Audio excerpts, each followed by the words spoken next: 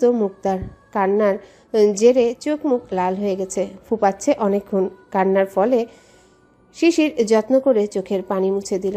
সকলে দেখল শিশিরের যত্ন দায়িত্ব। জাকির মালিথা, জাহিদ মালিথা মুগ্ধ হয়ে চেয়ে রইলেন। তারা সঠিক সিদ্ধান্ত নিয়েছিলেন, আগলে রাখতেই ছেলেই পারবে তাদের মেয়েকে। শিশির বউয়ের চোখ মুছিয়ে শীতল কণ্ঠে বলল, চুপ। কুয়াশা বাচ্চাদের মতো ফুপাচ্ছে। শিশির তা দেখল, দেখে কুয়াশাকে নামিয়ে পাশে বসিয়ে দিল। এরপর কোনো কথা না বলে হনহন করে বড় বড় পা ফেলে বেরিয়ে গেল। পেছন পেছন তুষার, তুহিন, নিহারও গেল। এদিকে মা, চাচিরা, ভাবিরা কুয়াশাকে সান্ত্বনা দিতে লাগলেন।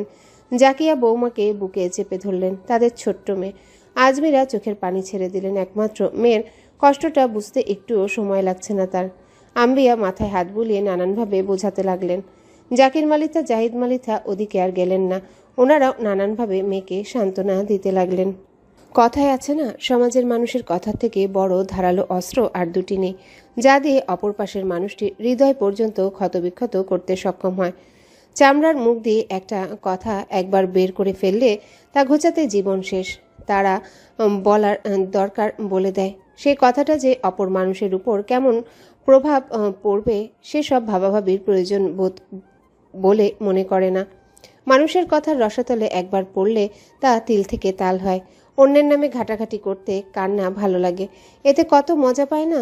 মানুষ বড় অদ্ভুত প্রাণী, নিজের পেছনে লেজ আছে কিনা দেখার চেষ্টা করে না। অন্যের লেজ খুঁজতে তাদের যত দুনিয়ার আগ্রহ। নিজের খাবে, পরের গীত গাবে, এটাই মানুষ জাতি। শিশির গিয়ে সেই বাড়ির সামনে দাঁড়ালো। তাদের বাড়ি থেকে 2 বাড়ি পড়ে। এই বাড়ির মধ্য বয়স্ক মহিলাটা অতিরিক্ত খারাপ। তার কাছে কখনো কেউ ভালো হতে পারে না। সে যত দুনিয়ার ভালো, একটা করে কথা শুধু শুনবে, ব্যাস তখন থেকেই গীত গাবে। আর তার নজর পাড়ার যত ছেলে মেয়ে থেকে শুরু করে কোনো বাড়ির কোনো বউ কি করে, মেয়ে কি করে, এসব দেখা। শিশির চেঁচিয়ে উঠল বাড়ির সামনে দাঁড়িয়ে। মহিলার নাম সাবিনা। তারা কাকি বলে ডাকে, সেটা বলেই সম্বোধন করল। আগাগোড়ায় এই মহিলাকে সে সহ্য করতে পারে না, মহিলার এই স্বভাবের জন্যে। আর আজ তো সহ্য সীমা বাহিরে চলে এসেছে, স্বামী নেই বলে আরও বিবাগী। মহিলা এমন বাজ খায় কণ্ঠ পেয়ে বেরিয়ে এলো। ওদের 4 ভাইকে একসাথে দেখে তিনি ভয় পেয়ে গেলেন। বিভীষিকা চেহারা নিয়ে এসে দাঁড়ালেন। একটু আগে যে তিনি কি করেছেন ভেবে হাত পা ঠান্ডা করে ফেললেন। কোনো কথার সুযোগ না দিয়ে সরাসরি জিজ্ঞাসা করল শিশির, কুয়াশাকে কি বলেছেন আপনি? ভয়ে ঢোক গিললেন তিনি। কণ্ঠটা এতটা রূঢ়, তিনি রীতিমতো ঘামতে লাগলেন। কোনো উত্তর না পেয়ে শিশির আবারও একই কণ্ঠে বলে উঠল, ওর পরিচয় ও মালিথা বাড়ির একমাত্র মেয়ে, জালাল মালিথার একমাত্র নাতনি, জাকির মালিথার ছোট বৌমা, জাহিদ মালিথার একমাত্র ভাতিজি, জাহিন মালিথার একমাত্র আদরের মেয়ে। তার থেকে বড় পরিচয় ও শিশির মালিথার একমাত্র আহ্লাদি বউ। আপনার সাহস কি করে হয় আমার বউকে এত সব জঘন্য কথা শোনানোর? কেঁপে উঠলেন তিনি। কারণ শেষে বাক্যটা এতটাই বাজ খায়, রূঢ় গম্ভীর ভারিক্কি ছিল যে কোনো মানুষের হৃদয়, রূহ, অন্তরাত্মা কেঁপে উঠত বাধ্য তা শুনে। পেছনে থাকা তুষার, তুহিন, নিহারের হৃদয়ে গিয়ে বাড়ি দিল শিশিরের বলা শেষ কথাটা। তারা অবাক চোখে বিস্মিত হয়ে শুধু চেয়ে আছে। এদিকে মহিলার অবস্থা খারাপ, কথা বলার সাহসটুকুও পাচ্ছেন না। কারণ শিশির অস্বাভাবিক রেগে কিছু বললেই বোধহয় এখানে খুন করে দেবে। শিশির আবারও বলল, আমার বউ 12 পুরুষের খাওয়া হোক আর ওর সতীত্ব না থাকুক সেটা আপনাকে কে দেখতে বলছে? আমার বউ আমি বুঝবো, আমি দেখব। আমি ওকে 3 কবুল বলে গ্রহণ করেছি। আপনার এসব দেখার আছে? কোনো কথা নেই মহিলার। সে আবারও বলল, ও যদি সত্যি সতীত্ব খুঁয়ে আসে সেখানে আপনার প্রমাণ দেবার প্রয়োজন পড়বে আমার? আছে কি আমার প্রয়োজন? শিশিরের প্রতিটা কথা হৃদয় কাঁপিয়ে তুলছে। চোখ মুখ অস্বাভাবিক লাল, মুখে দাম্ভিকতার ছাপ, সাথে রাগের ঝাঁজ। ও যেখানেই থাকুক, যা খুশি করুক, আমার মান ও আমার সম্মান। আপনার সাহস কি করে হয় আমার সম্মানে আঘাত করার? Answer me. আবারও কেঁপে উঠলেন। বারবার শুকনো ঢোক গিলছেন তিনি। কোনো উত্তর করতে পারছেন না, শুধু এটা বুঝে গেছেন বাঘের গুহার আদরের সম্মানে হাত দিয়েছেন। আর সব বাঘ এখন ক্ষেপে উঠেছে। এবার শিশির একটু মুখটা এগিয়ে ঝুঁকে কণ্ঠ খাদে নামিয়ে আগের ন্যায় রুড়োস্বরে বলল, ওর সতীত্ব দেখার বিষয় আমার, সে বউ আমার, সে সব চিন্তা আপনার কেন এত? আর এসবের জন্য বাড়ির সম্মান রক্ষা করার জন্য যদি বাড়ির ছেলের সাথে বিয়ে দিয়েই থাকে তাহলে আপনার কি খসে পড়েছে? আপনার মেয়ের মতো কি আমার বউ চরিত্রহীন? 12 পুরুষের খাবার দ্রব্য আপনার মেয়ে, পাড়ার মানুষ কিছুই টের পায় না? ঘাসে মুখ দিয়ে চলে ভাবেন? আর মেয়ের কথা বাদ দিলাম, আপনার ছেলে যে 12 মেয়ে খেয়ে বেড়ায় সেটা বলতে এসেছি আমি। তবে আপনি কেন আমার বউকে কদর্যপূর্ণ কথা বলেন? কোন সাহসে বলেন? আসলে সে যেমন তার সাথে তেমনভাবে কথা বলাটাই উচিত। সে যেমন ব্যবহারে যোগ্য, তার সাথে ঠিক তেমন ব্যবহারই মানানসই। মহিলাটা এত এত নোংরা কথা বলেছেন কুয়াশাকে যে যে কোনো মানুষ শুনলেই আস্তাগফিরুল্লাহ পড়তে বাধ্য হবে। আর তার ছেলে মেয়েরা ঠিক ওই জাতের, কিন্তু তিনি নিজের পেছনে কখনো তাকিয়েও দেখেন না। কিছু মহিলা থাকে না এমন, এই মহিলা ঠিক ওই জাতের, ওইসব মহিলার কাতারে পড়ে। শিশির কথাগুলো আসতে বললেও পেছনে থাকা তুষাররা ঠিকই শুনল, আর শুনে ওরা হতভম্ব হতবাক হয়ে রইল। শিশির যে এমন ভাষা দেবে সেটা ধারণাই ছিল না। তারা বুঝলো এই ছেলের সম্মান কুয়াশা, আত্মা কুয়াশা, তাকে কেউ কদরপূর্ণ কথা বলেছে আর সে মেনে নিবে। তার সম্মানে হাত দিয়েছে এই মহিলা। বাড়ির কোনো মানুষের আজ অবধি ক্ষমতা হয়নি কুয়াশাকে এভাবে কাঁদানোর, আর এই মহিলা সেই সাহস দেখিয়েছে। ভাইরা চাচ্চুরা যত্নে আদরে ভালোবাসার চাদরে ঢেকে রেখেছে সব সময়, কোনো কুনজর পড়তে দেয়নি কখনো। তাদের সকলের একমাত্র আহ্লাদি ওই মেয়ে। বিস্ময় নিয়ে শুধু মুগ্ধ নয়নে চেয়ে রইল তিন ভাই। কিচ্ছুটি বলল না, আর না শিশিরকে আটকানোর চেষ্টা করল।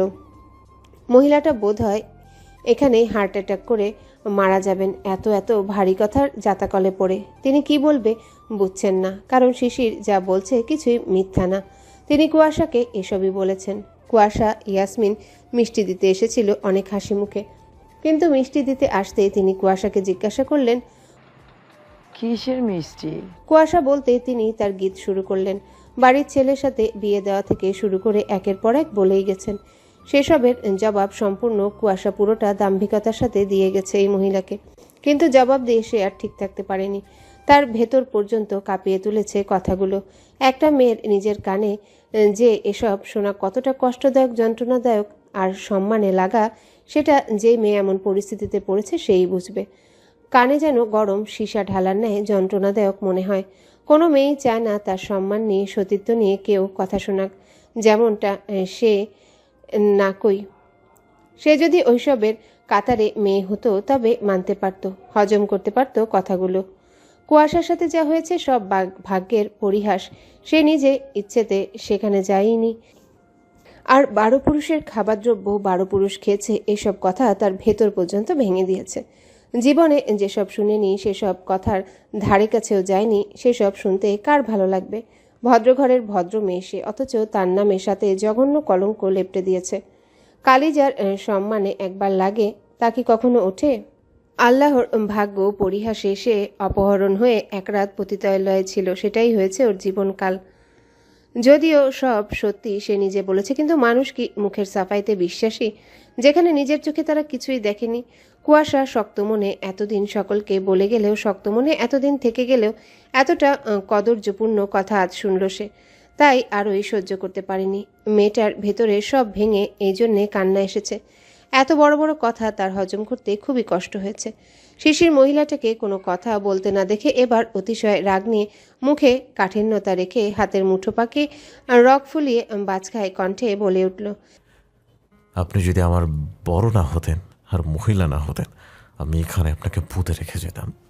আমার বুকে আঘাত করেছেন, অর্থাৎ আমার বুকে আঘাত করেছেন। আজকের এসব কথার দ্বিতীয়বার যদি শুনি, আমি ভুলে যাব আপনি একজন মহিলা, আমার বড়। থেমে আবারও চোখ মুখ লাল করে কপালের শিরার রক ফুলিয়ে দাম্ভিকতার সাথে বলল, ওর একমাত্র জোর ওর স্বামী, ওর শক্ত মেরুদণ্ড ওর স্বামী। ও সেই জোরে সেই মেরুদণ্ড উঁচু করে সমাজে চলবে, স্বামীর শক্তিতে বাঁচবে। আমার বউয়ের নিঃশ্বাসের বাতাস যতদূর যাবে ততদূর পর্যন্ত যেন আপনার ছায়াও না দেখি। আমি চাই না আমার বউয়ের নিঃশ্বাসে কোনো দুর্গন্ধ বাতাস থাকুক। এই বলে আরেক সেকেন্ডও সেখানে পা রাখল না। যেইভাবে এসেছিল ঠিক সেই রেস ধরে হনহন করে চলে গেল। তুষার, তুহিন, নিহার যেতে যেতে কঠিন নজর দিয়ে গেল মহিলাটাকে। মহিলাটা একটা কথাও বলার সাহস দেখাতে পারল না। যদি দেখাতো বোধহয় আর বড় মানত না শিশির। বাইরে আসতে মাগরিবের আজান দিয়ে দিল, তাই বাড়ির দিকে আগালো না কেউই। 4 ভাই মসজিদের দিকে রওনা দিল, নামাজ পড়ে বাড়ি ঢুকবে। তার আগে শিশিরকে জড়িয়ে ধরে বাহবা দিতে কেউ ভুলল না। 3 ভাই একই সুরে বলল, বাবা, চাচ্চুরা কোনো ভুল সিদ্ধান্ত নেয়নি। তারা সঠিক মানুষ বিবেচনা করেই আমাদের বোন দিয়েছে। উত্তরে শিশির শুধু মুচকি হেসেছে। এতদিনে ওই মেয়ে তার বড্ড আপন হয়ে উঠেছে। তখন যেভাবে কাঁদলো তার নিজেরও অন্তর ছিঁড়ে যাচ্ছিল।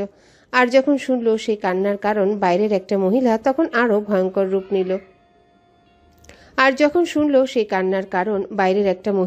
আরও ভয়ঙ্কর রূপ নিল। তার বউয়ের কান্নার কারণ সে হবে, তার বউকে সেই কাঁদাবে।